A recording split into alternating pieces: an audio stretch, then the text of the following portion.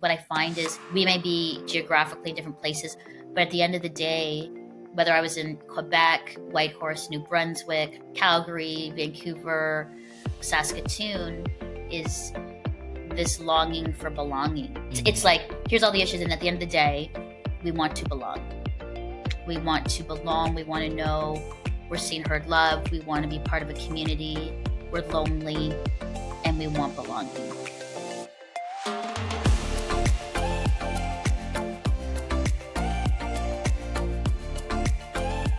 Well, Melinda Estabrooks, a very special welcome to the Sowers podcast. It's amazing to have you on. Thank you, Matt. It's great to be with you. Really excited for this conversation.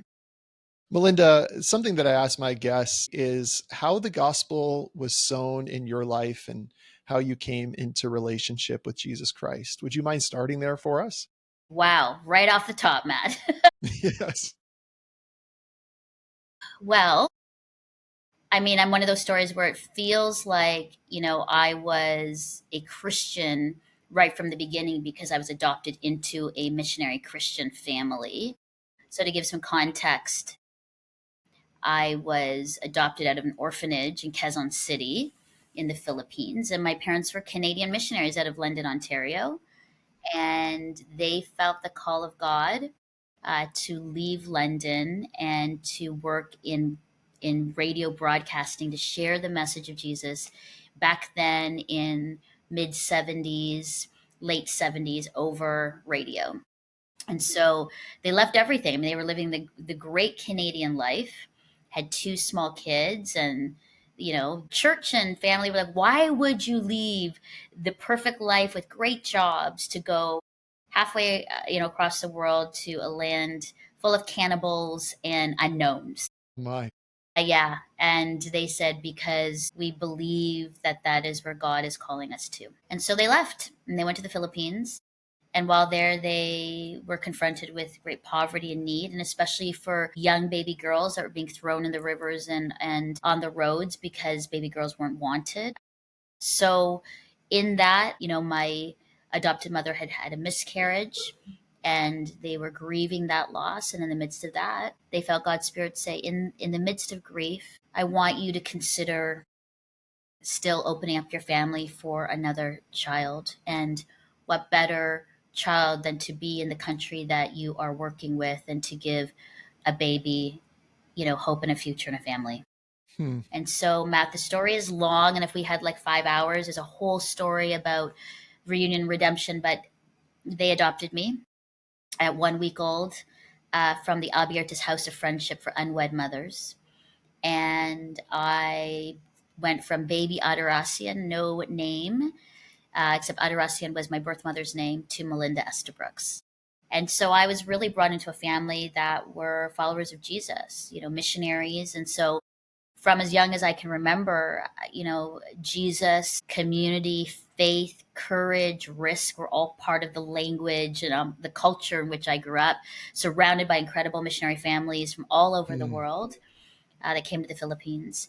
And so really, it was almost like in my DNA, in my own family culture. From there, my dad actually left broadcasting and went to be a Bible smuggler with Open Doors with Brother Andrew. And so our family were Bible smugglers for years. We would smuggle Bibles into the former Soviet Union and to China. And so there's so much of like the experience of me as a young girl seeing just the importance of scripture, that people would die for in their relationship with Jesus, like so much. And so, yeah, I would say, yes, I love Jesus.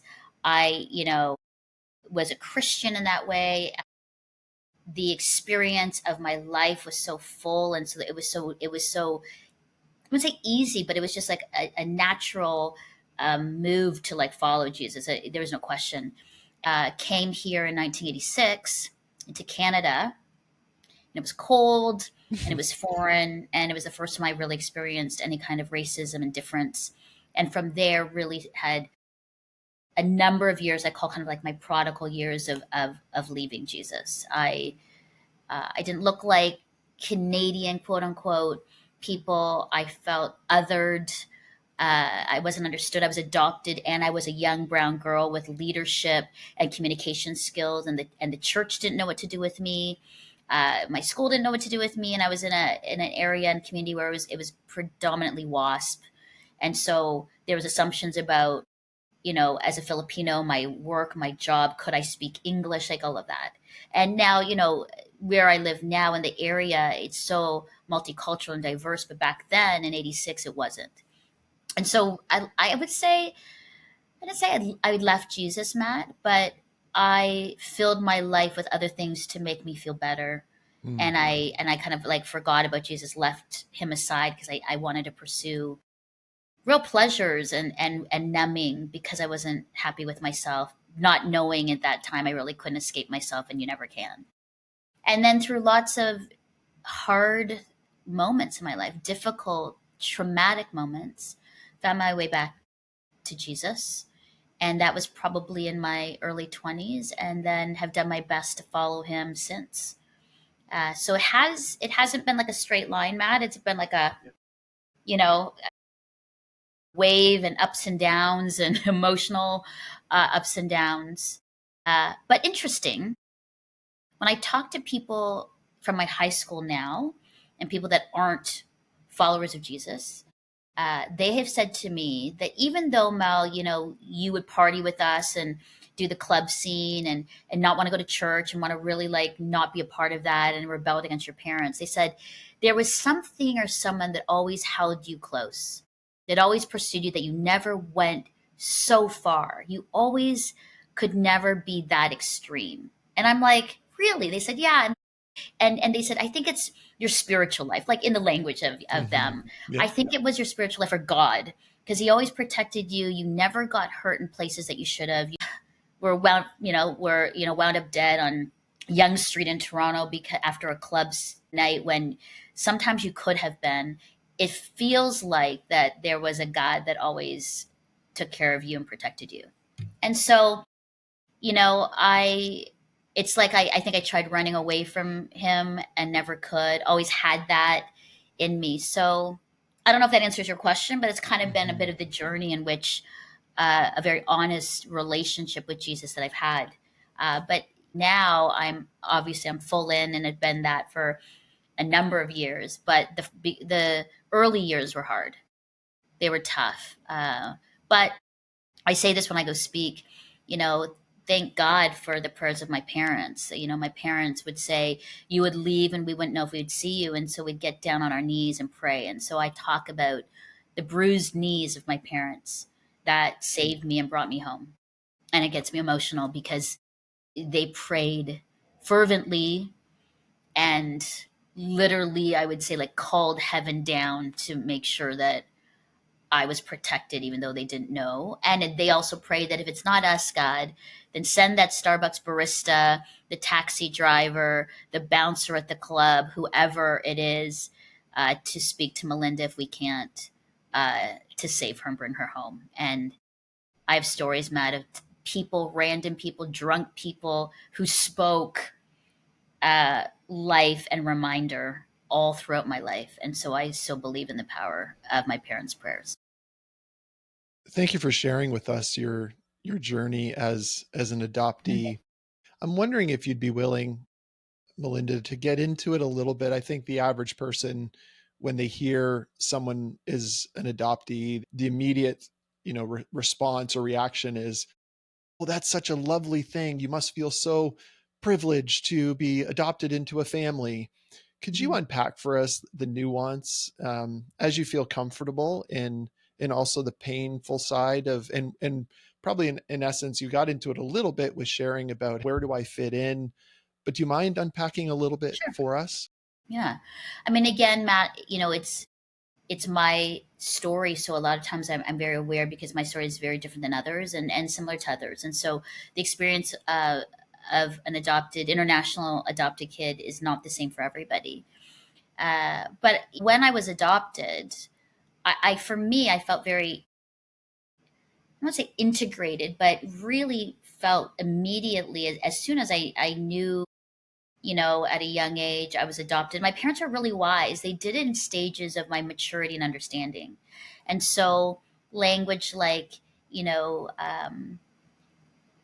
we, like belonging and being very mindful of my own culture. But all that to say, I never felt again like I was othered, or I was like last resort, or they picked me from all the people. Like my parents were really wise, and that I was chosen, and that they were so happy to be the parents to be able to love me and give me opportunity that my birth mother couldn't. And that my birth mother loved me so much, and this is the greatest love, Melinda, to give me up so that another family could take care. Like, so they were very, very wise in the language. I never felt like I was, I'll be honest, like a mistake or a nuisance, and then they had to, like, there never was that. It really was a beautiful way in which they just, created this understanding for me at a young age of belonging.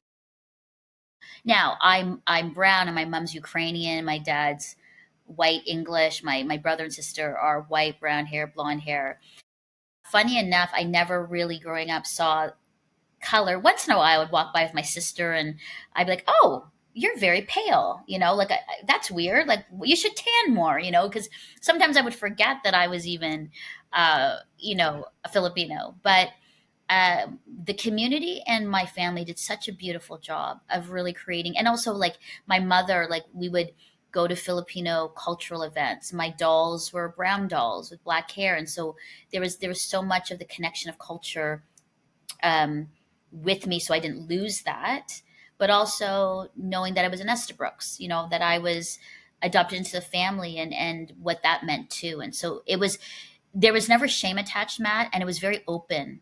Like my parents were always like, whatever you ask, Ma, we'll answer, and we'll answer in the way in which you're mature enough to handle it. So in every stage, I would ask them. I think when I was like 7, and then when I was 11, and then 16, and then and so we would sit down and have a conversation.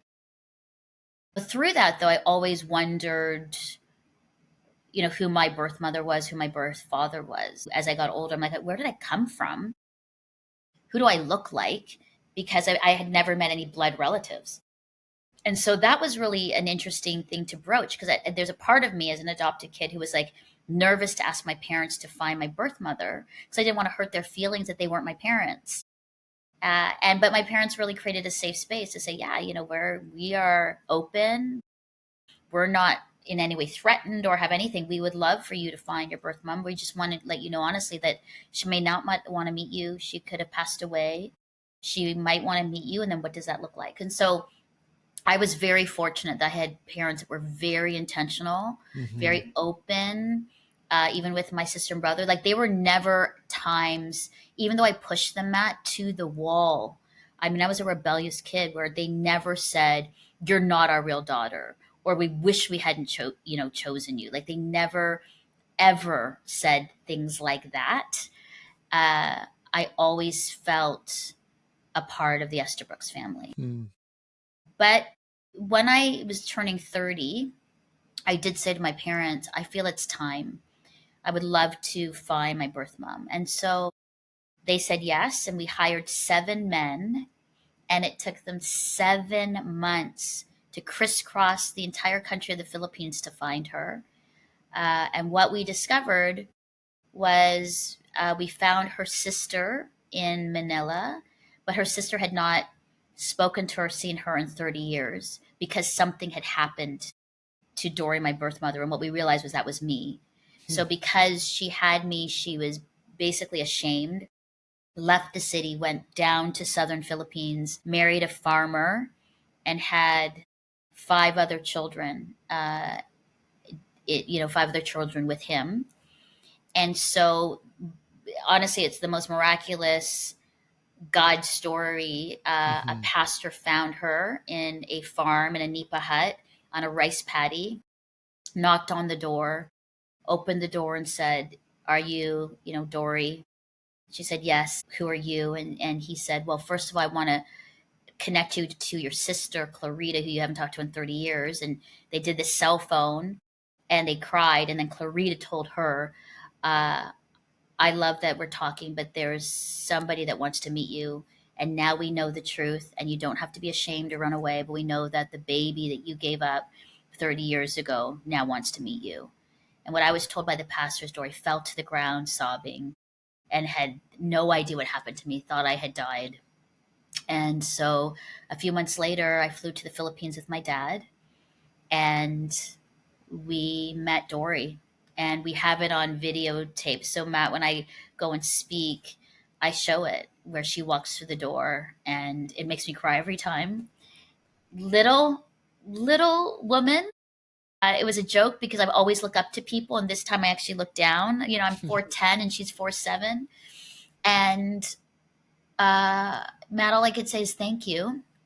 And she looked at my dad and said, "Thank you, Mr. Estabrooks, for answering the prayer of a mother for 30 years, for giving my daughter a life that I could never have given her, and for taking care of her in the way that I couldn't." And then my dad leans down to Dory, little Dory, and says, "Thank you, Dory, for being courageous in having Melinda and giving us a daughter who we deeply, deeply love." And at that moment, there was no dry eye in the room. We had the men who had found her, the interpreter, my dad, me. And Matt, it was like a moment of this beautiful redemption, love, and grace of God that I have never experienced since. It was the most moving moment that God cares for the least of these. Dory was poor, forgotten, the least. And here she is meeting her daughter, and her prayers of 30 years being answered without ever thinking there she would ever know. And it in reality, Matt, it doesn't, because it's so unbelievable what it took and how it happened. But I believe deeply that God demonstrated to all of us, oh yeah, I remember, I will answer, and no one will ever be forgotten. And so it was really beautiful. It was something that was almost like transcendent. It was miraculous and beautiful. And so in that, we've stayed connected. I met my family, and the sad part is we met the family because her husband, after the reunion a few years later, died, and there was a massive typhoon in the Philippines called Typhoon Haiyan that killed thousands of people. People are still missing. Her home was destroyed, and so we went in and built her a new home with a piggery and a garden. And I laughed because it was like, again, the least of these now has the only like concrete home in her area. And I Right. asked her to paint it in some Benjamin Moore, white cloud color, Mhm. and she chose pink and yellow. So her house is really the brightest home in her community on kind of like a bit of a hill. And it's just another example, I believe, of God's goodness and remembering of Dory. Um, all that to say, as the story of adoption is for me even more than that. I feel like me being adopted was the other stories too of what that did for Dory, what that did for my family, what that did for me. It was like everybody all in, uh, to why I'm here, and I think that's why I'm so motivated, and my heart and passion is about sharing the story of grace and redemption, adoption, hope, not being forgotten, because I've witnessed and seen it in my own life. Wow. So now I know it doesn't answer the adoption part, but that's the essence of why I do what I do, why I love Jesus even more deeply in seeing this, like the care and deep love of a young woman who never would have dreamed it would happen, and here we are. And she was remembered, and she was given a home, and her prayers were answered. And so anyway, it's all that, Matt. It's all that. Well, I thank you so much for sharing and exposing all of that to me and ultimately Mhm. to those that will listen to this. Could you share a little bit now of developing your voice? You talked about in the first question around feeling like, okay, I am an outgoing Yeah, woman, brown skin. yeah, How do I develop my voice? And then ultimately then share us what led you to be doing what you are now. doing. I will say this, Matt. One of the greatest champions for me were my parents, but especially my dad. There's something about a dad and a daughter. I will say that when your dad champions you, it's like you can do anything. Hmm. So from a young age, my dad was like, yeah, I mean, and he's a missionary and in conservative church spaces, and he's like, nope, I see the gifting, you speak, you go do what you need to do, and they were always supportive. So from a young age, I never thought there was a no. I never thought I couldn't do it. I never even knew that there were rules around women in the church because my parents were always supportive of the gifting. My dad was always like, when God gives gifting to people, then let's support it and support it. And so I my parents were the first of many who were like, we see and believe in the gifting and we're going to support it. What I would say for my life is that I have been really, really blessed with a lot of mentors along the way, which is when I talk about the voice. So right from a young age, over and over, from pastors to organizational CEOs, would identify gifting and then encourage me constantly. There's a part of me that feels in a way bad because it feels like I had all the greatest mentors in Canada in a way mentor me, but I really did. I had people who championed me and offered me, experiences to be, around the table for young people's discussions. I had CEOs say, there's magazines and articles and things that you should read. Mel, I think you should, get into some communication sort of programs to help you communicate. Over and over, Matt, men and women, leaders, my parents invested in me. And so Wow. I'm here now, but it's me bringing all of the love, support, mentoring, care with me in what I'm doing now. And so that's why I'm so big on mentoring. And that's what helped develop my voice. When you have somebody who says, I believe in you, you're pretty raw, but Mel, I believe that you can speak on behalf of me. I had people, pastors and media people, who said, we can't do this church service, or we can't do this conference. You're going to go in our place. Now, I'm in my mid 20s. These people are known in Canada to be incredible speakers and leaders, and they would say, no, we are going to encourage and push you to be able to speak here. We're going to help you and you're going to do it. And so over and over, I would show up and people are like, where is so and so? We wanted them. And they're like, I'm in their place. Or Yeah.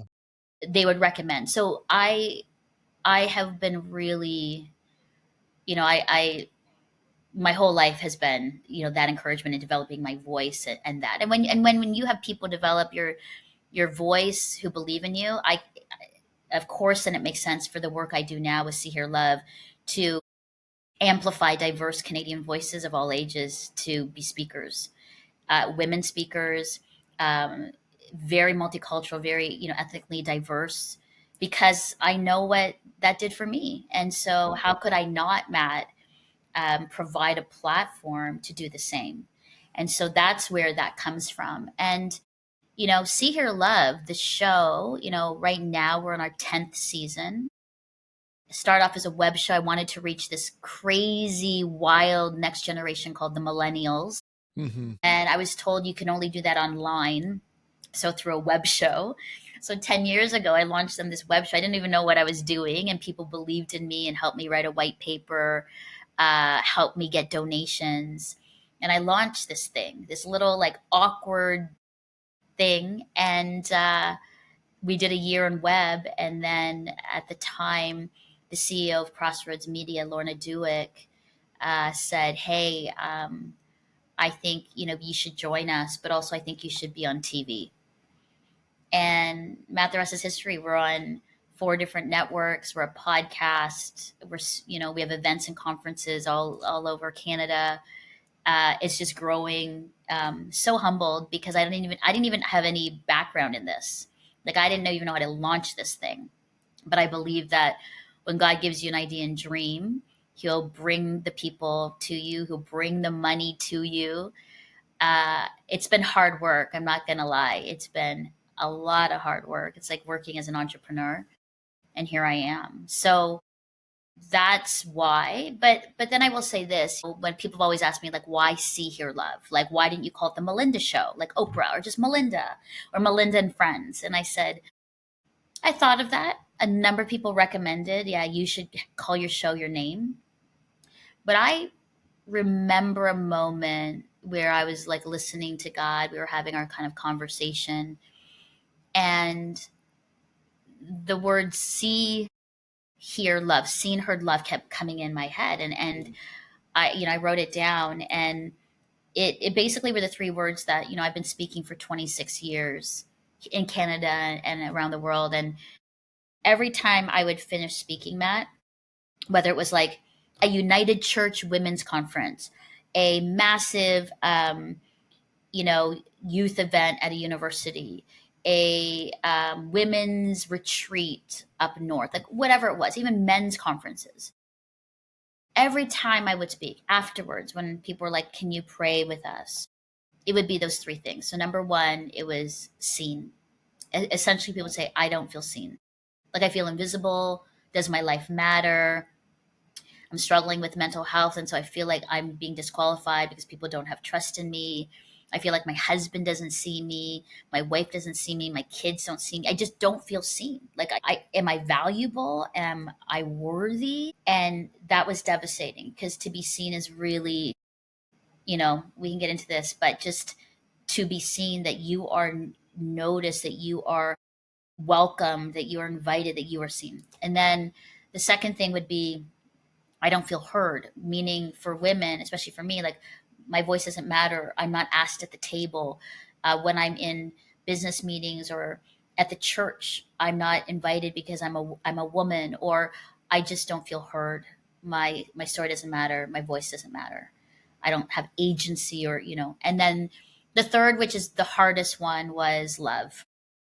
And so they would start obviously with, I don't feel loved by my spouse or partner. If they were single, they're like, why am I not worthy of love? Then they would go into, I don't think God loves me because such and such has happened. And then finally they go, and I don't think I love myself, which is so devastating. I don't love myself. I don't like myself when I look in the mirror. I don't love this about me. And so, Matt, those three things would come up over and over after I would speak. And it just made sense when I was putting a show together. It was like God was like, and this is what we're going to call it, because this is what you have heard and know. And so let's speak into those areas within the show. And that's how Mm-hmm. it came about. That's how See Her Love came about, and why I do what I do. Mm-hmm. So how are you putting together shows and seasons for those that are not familiar with See Hear Love to do exactly what those three words describe? Mm-hmm. That's good. Uh, it's been, 10 years of courage, because you kind of start off like you want to be kind of safe in what you're talking about. But over the years, we're talking about hard things. Mental health, huge. So I share about my depression that I went through, dark night of the soul. And from there, the first time I shared that, we started talking about anxiety and stress, depression. We have now moved into, recently talking about neurodivergent and ADHD, ADD. We've been talking about women's issues like perimenopause and menopause. And honestly, Matt, these are things that growing up in the church, I never heard. Like, we never talked about even Christian counseling. I mean, there was so much shame and fear around so many things, and the church never talked about healthy sexuality, all those things. And so, what I've done over the 10 years is essentially, it's been over dinner parties with my girlfriends, listening in on conferences, just talking to people, asking people, what they're concerned about, what they're faced with. And that's what we bring. So, I mean, so many topics. We talked about, celebrity church culture. We talked about feeling hopeless, how to choose joy, how to be, grateful. To We did even a men's series where we had actually men contact me and say, "Listen, I watch your show with my wife, my girlfriend. Would you ever do a series with men? Because we deal with the same things you do." So I brought a bunch of men on. One of them you've interviewed, Matt Vincent, was my co-host, and we talked about men's mental health, depression, the overwhelming responsibility that men feel, that they have to keep it all together. And anyway, and so it really comes from that, Matt. Like I listen and I say, let's talk about these things.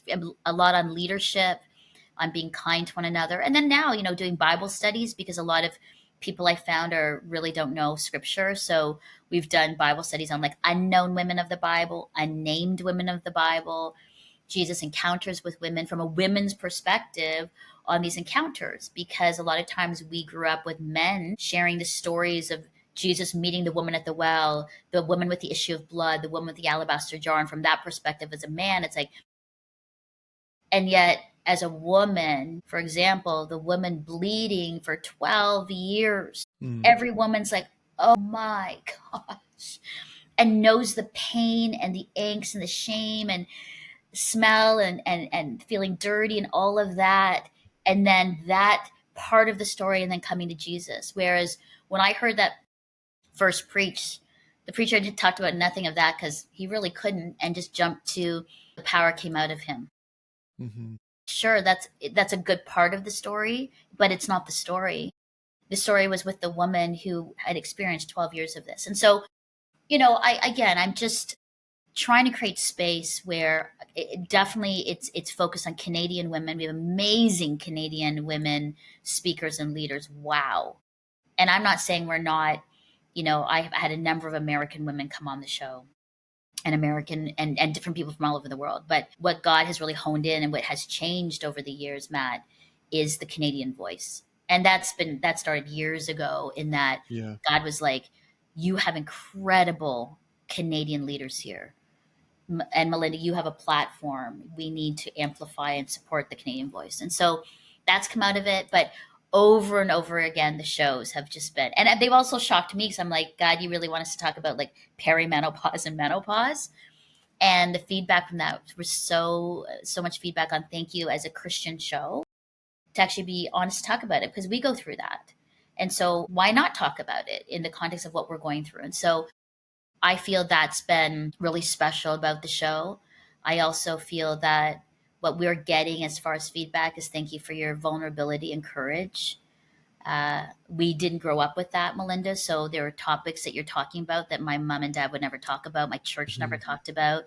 And so thank you for providing a conversation of courage and vulnerability, because that helps us be courageous and vulnerable as well, and authentic. And so I really value that. That's one of the values of See Here Love, is Hmm. courageous and authentic conversations. And so here we are. But it hasn't been easy. I mean, there's a lot of work in that, finding the right voices, ensuring it's good Canadian voices, having topics that matter. And so, yeah, but it's been fun, Matt. What a 10-year ride. It's been one of the greatest joys of my life, is in doing this work that I'm doing. Well, it reminds me, and I really relate to the value of amplifying Canadian voices. There are so many incredible stories and incredible people ministering and doing fantastic things throughout the country. You've had Dr. Sarah Hahn on the show. We've had her, and Joanna Lafleur, and just incredible, incredible women. Melinda, can you give us a little bit of a taster as to Christian broadcasting these days, and and what you're learning about that space? Oh, it's a good question. When I'm in with Crossroads Media, so when David Main's the founder, like launched, 100 Huntley Street in the show, I mean, it was the first, Christian broadcaster. TV was the thing.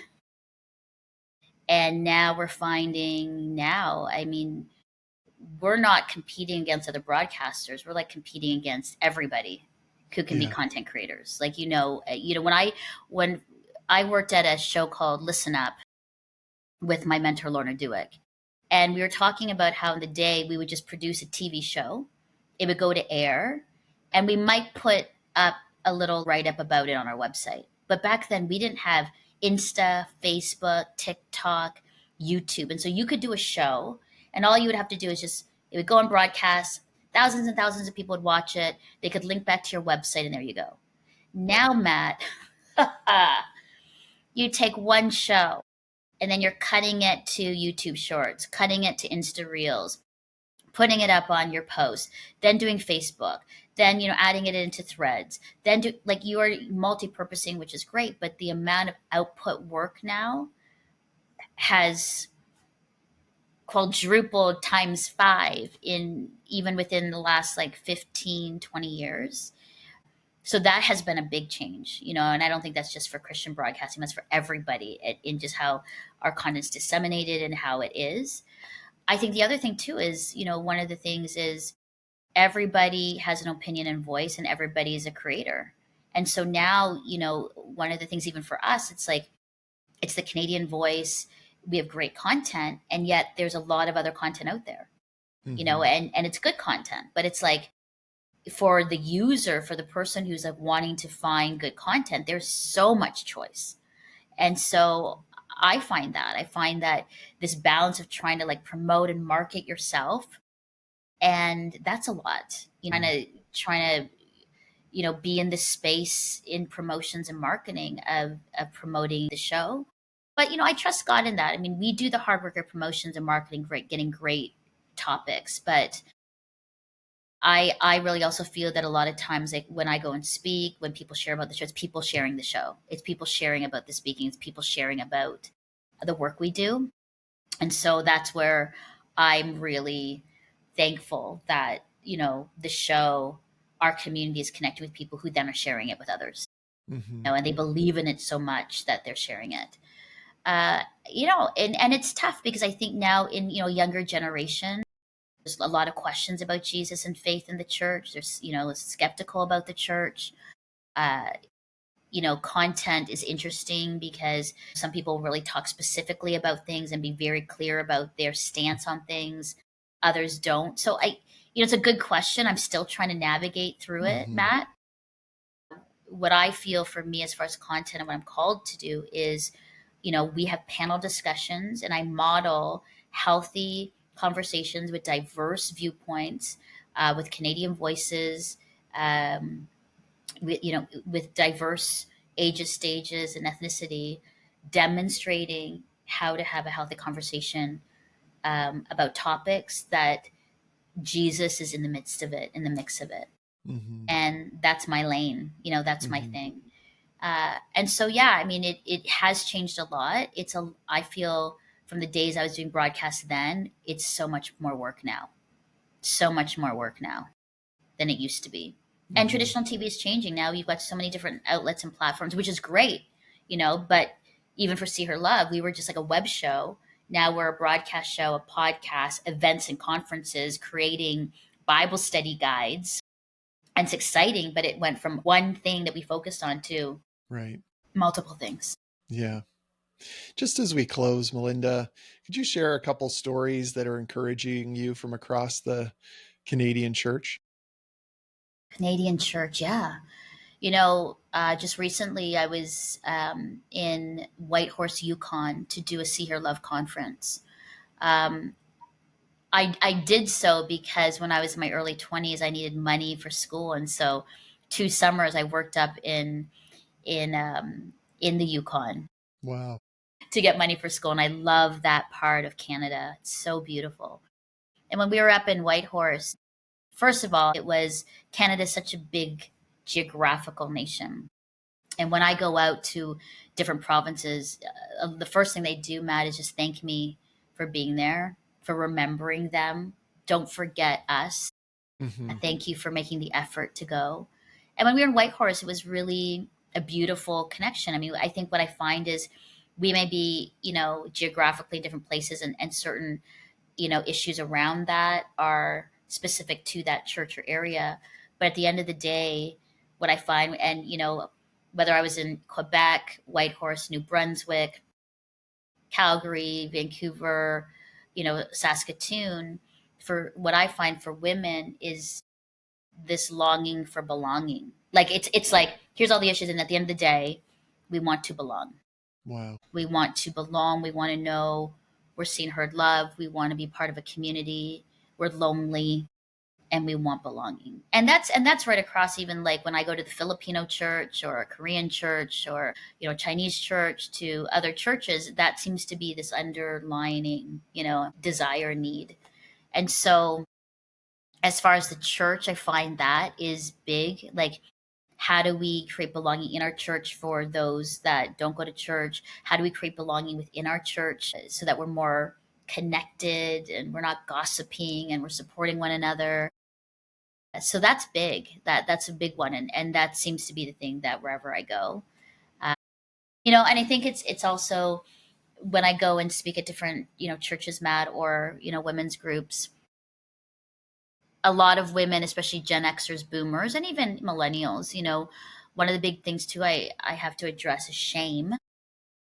And so that's big too. I mean, whether that comes out of like family of origin, other trauma, church trauma, and so many women and men, living in shame, which holds us back from doing things that God has called us to do, or just being a whole person, or a healed person, or a healthy person.